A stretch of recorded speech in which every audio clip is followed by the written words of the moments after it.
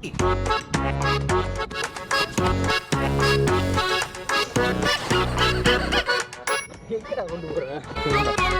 பண்ற?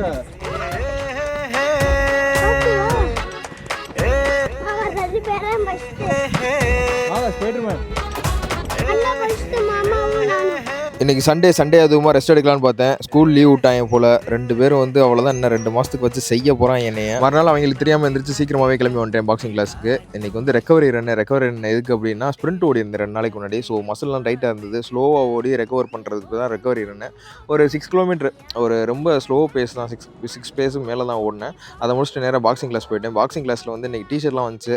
அதெல்லாம் கொஞ்சம் ட்ரை பண்ணி பார்த்துட்டு போட்டு பார்த்துட்டு அப்புறம் பாயிண்ட் ஃபைட்டிங் பற்றி சொல்லிக் கொடுக்குறேன் அப்படின்னாரு. 13ஆம் டிஸ்ட்ரிக்ட் மேட்ச் இருக்குது, சும்மா பார்ட்டிசிபேட் பண்ணுங்கள், ஒரு எக்ஸ்பீரியன்ஸ் கிடைக்கும் அப்படின்னாரு. ஸோ அதை தான் வந்து இன்றைக்கி ஸ்பேரிங் மாதிரி போட்டு ட்ரை பண்ணோன்னாங்க. நானும் நூபு, ஆப்போசிட்டில் இருந்தவரும் நூபு.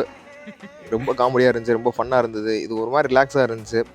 ரன்னிங்க்கு பண்ணிக்கிட்டே இருந்துட்டு இது வந்து கொஞ்சம் வித்தியாசமான எக்ஸ்பீரியன்ஸை கொடுத்துச்சு. நாளைக்கு என்னோட 10 கிலோமீட்டர் டைமிங்கை டெஸ்ட் பண்ணலான்னு இருக்கேன். என்னோட வாட்ச் ஸ்ட்ராப் பிஞ்சு போச்சு. ஸோ அதை முதல்ல மாற்றுவோம் அப்படின்ட்டு இன்றைக்கி கடைக்கு போய் மாற்றினேன். ஒரு 10 ரூபா தான் கேட்டாங்க. அது முடிச்சுட்டு வீட்டுக்கு வந்து இன்றைக்கி முக்கியமான வேலை, இன்றைக்கி ஹைட்ரேஷனாக இருக்கணும். நாளைக்கு ஓடுறதுக்கு நல்ல ஹைட்ரேட்டடாக இருக்கணும்.